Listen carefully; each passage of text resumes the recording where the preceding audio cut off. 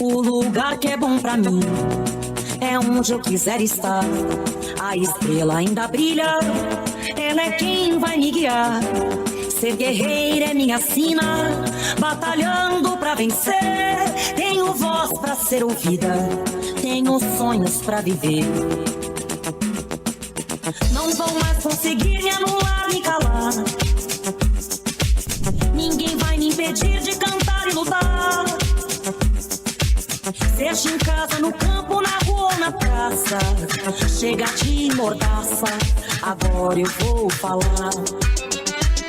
Porque eu sou mulher pra fazer acontecer. Eu sou uma delas, são elas por elas, ocupando os espaços de poder. Porque eu sou mulher pra fazer acontecer. Eu sou uma delas, são elas por elas, ocupando os espaços de poder.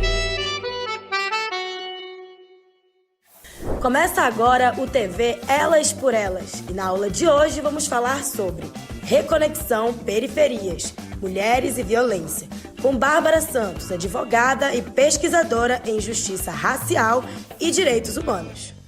Sou a Bárbara, tenho 28 anos, sou uma mulher negra periférica, de pele marrom, retinta um pouco mais clara. Tô usando tranças, que faz parte da minha identidade, e eu escolhi a cor ruiva dessa vez. Sou de São Paulo, da Zona Sul de São Paulo, do Jabaquara. Nascida e criada aqui no Jabaquara, Americanópolis, onde minha família vive e resiste há muitos anos. Eu fui muito privilegiada de nascer filha de duas pessoas militantes, engajadas na política, novas. Meus pais, eles são frutos daquele movimento das igrejas católicas, das igrejas eclesiais de base. Então, meus pais, eles construíram muito politicamente sua visão política, sua ideologia na Igrejinha São José, que fica ali na periferia da Americanópolis, aqui de São Paulo. Quem é da Zona Sul deve conhecer, certamente. E eles são daquela juventude que participou dos movimentos políticos do final da ditadura até a direta já. É, se se filiaram ao PT logo na sua fundação também. Então, desde criança, eu sempre tive essa visão política e ideológica dentro de casa. E esse recorte racial, a questão racial foi muito clara em casa desde sempre. Minha mãe sempre cuidou muito do meu cabelo, junto com do meu cabelo da minha irmã, sempre nos ensinou a nos amar. É, Referências negras em casa sempre foram importantes, então sempre tive cantoras negras em casa como influência, artistas, atrizes negras. é, Livros. Então, a influência negra, ela sempre foi uma questão muito política dentro de casa, por uma questão de um ideal político e um ideal interseccional dentro da política que eles viveram. Então, eles são frutos desses movimentos das igrejas eclesiais de base, mas eles também são frutos daquele movimento negro que fundou, né, e foi constituído na redemocratização do Brasil. Então, isso influenciou muito a minha trajetória desde criança e principalmente nas escolhas políticas que eu tive ao longo da minha vida. Eu sou advogada, mas não praticante. Eu me considero mais uma articuladora jurídica e pesquisadora. Então, aqui na Fundação Perseu Abramo, dentro do projeto Reconexão Periferias, eu coordeno a área de violência, e na área de violência a gente tem um projeto de pesquisa que se chama Chacinas e Politização das Mortes no Brasil. Esse projeto, ele foi iniciado lá em 2018, anteriormente, sob a liderança da Juliana Borges. E depois ele foi continuado pela Sofia Toledo, e atualmente eu que coordeno essa pesquisa. E dentro dessa pesquisa, foram encontradas, né, ao longo dessa pesquisa que traz as chacinas de 2011 a 2024, quatro tipologias que definem o fenômeno das chacinas, como fenômeno político da violência no Brasil, que são, o policiamento e as operações policiais, o feminicídio, os feminicídios, os conflitos agrários e a política de drogas, que é onde a gente enxerga que é, de fato, o fenômeno que reúne todas essas tipologias e constitui, né, uma tecnologia da violência no Brasil. Quando a gente traz a relação entre as mulheres e a violência, nessa pesquisa de chacinas, a gente evidencia muito diretamente aos impactos, né, indiretos e diretos que ocorrem com as mulheres. Primeiramente, em relação às chacinas e aos feminicídios, a gente encontra, né, um padrão de chacinas que são ou que ocorrem a partir dos dos ideais misóginos, dos ideais que impulsionam a violência de gênero. No nosso livro de chacinas e feminicídios, a gente correlaciona com dois casos principais nesse sentido, que é o caso da chacina de Realengo e o caso da chacina de Campinas, que são dois massacres, né, chacinas que ocorreram impulsionados pela violência de gênero, pelo ciúme, né, pela não aceitação do não da mulher, e foram casos que deixaram mais de 3 mulheres mortas. Um dos casos ocorre dentro do ambiente familiar, então a família inteira acaba sendo dizimada por essa violência de gênero, esse feminicídio. Então a gente enxerga nesse primeiro ponto que as chacinas elas também têm uma tipologia e que seria uma influência direta, né, com a violência. Indiretamente, a gente pode enxergar que toda chacina deixa resquícios para a mulher, seja ela direta ou indiretamente, porque a mulher ela é a mãe, ela é a irmã, é, ela é a trabalhadora que está passando ali no momento. Então, as chacinas, elas também têm um impacto indireto para as mulheres. Então, ela também ocorre de uma forma, de uma violência indireta. Então, por isso que a gente encontra, né, o movimento das mães, das mães e familiares de vítimas de violência do Estado. Muitas mulheres, elas são assassinadas diante das operações, por bala perdida e etc. E isso também entra nessa violência indireta, porque mesmo em alguns casos que as mulheres ainda não são alvo, elas ainda são alvo porque elas estão dentro daquele território de violência, elas são mulheres negras, elas são mulheres periféricas, e ainda assim elas são atingidas por essa política da morte que está dentro do Brasil. No Ministério da Justiça, eu coordenei a pasta de promoção dos direitos da população negra. Essa pasta abarcava como um todo, né, as pautas de justiça racial, os projetos que estavam ali no Ministério da Justiça, na Secretaria Nacional de Acesso à Justiça da Justiça Racial. Mas ali a gente enxerga como a justiça racial ela é muito interseccional.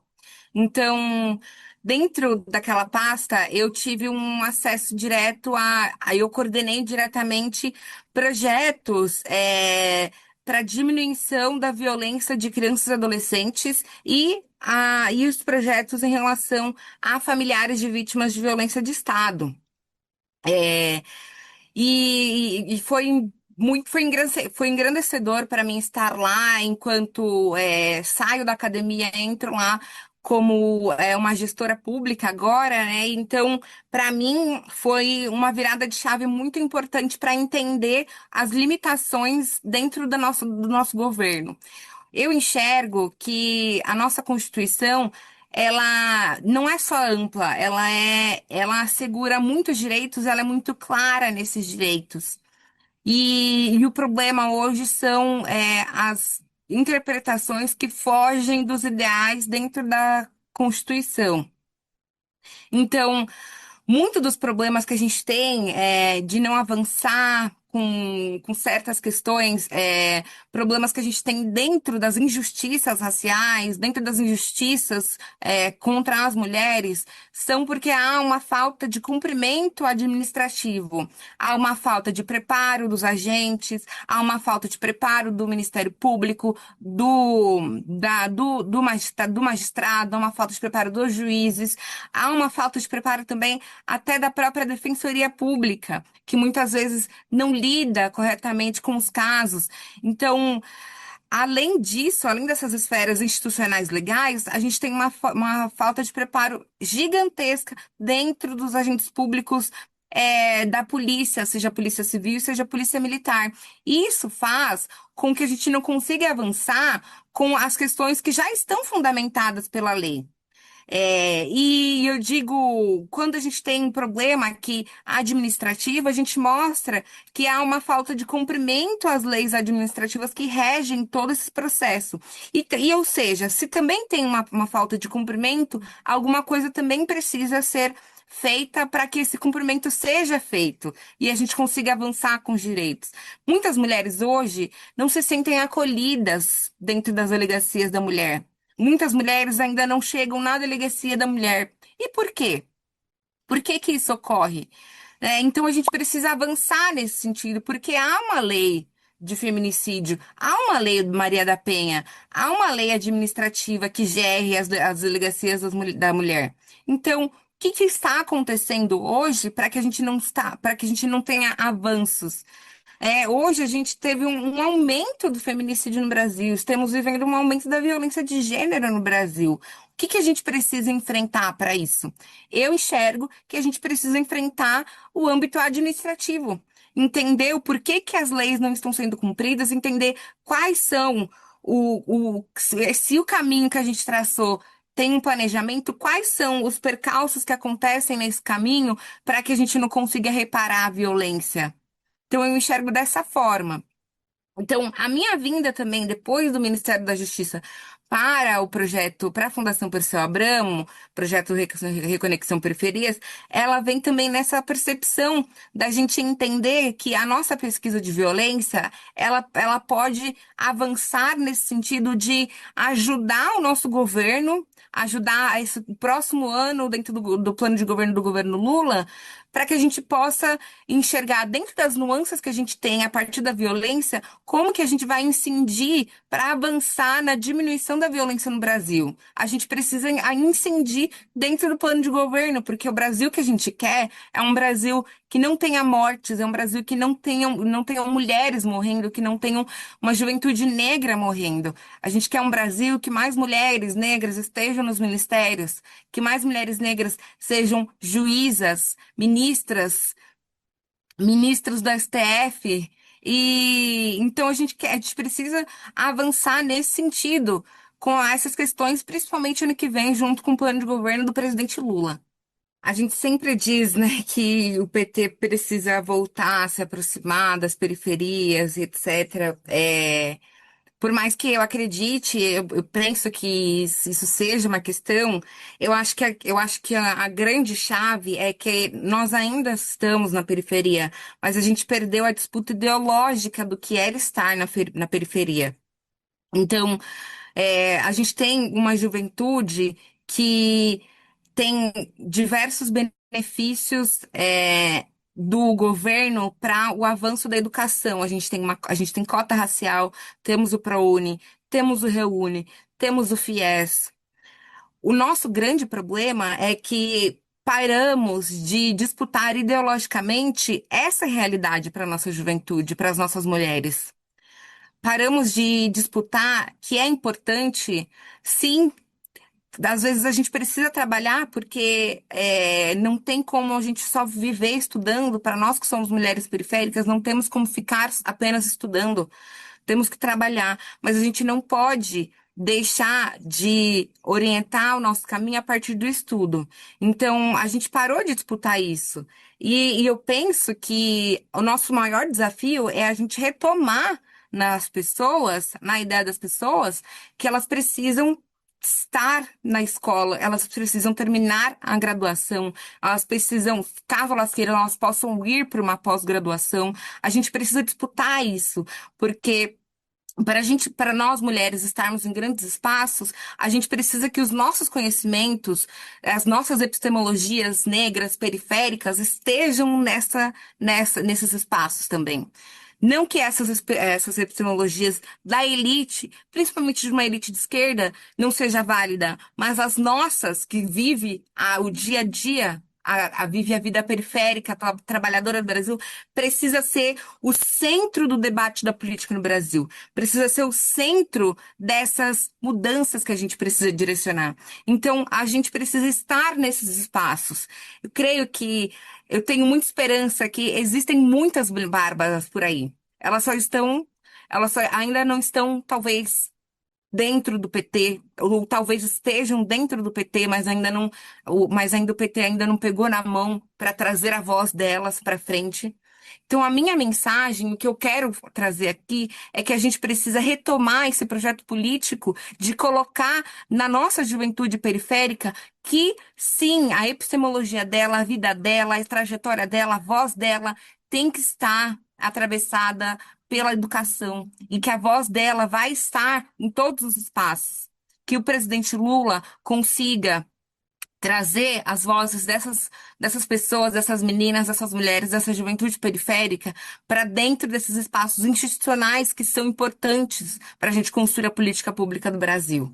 Então, a minha mensagem, ela é nesse sentido. A gente deve retomar esse ideal político e disputar internamente, dentro da nossa base, dentro do nosso território, que a gente precisa continuar avançando. Hoje a aula foi sobre Reconexão Periferias, Mulheres e Violência, com Bárbara Santos, advogada e pesquisadora em Justiça Racial e Direitos Humanos.